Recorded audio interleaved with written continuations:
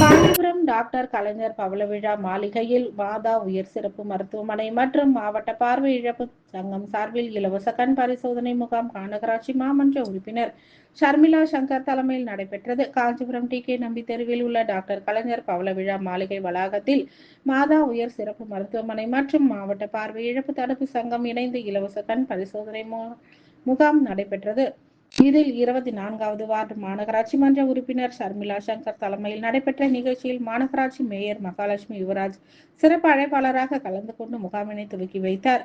இதில் கண்புரை, நீர் அழுத்தம், கண் எரிச்சல், தூர பார்வை, கிட்ட பார்வை உள்ளிட்ட பல்வேறு பரிசோதனைகள் செய்யப்பட்டது.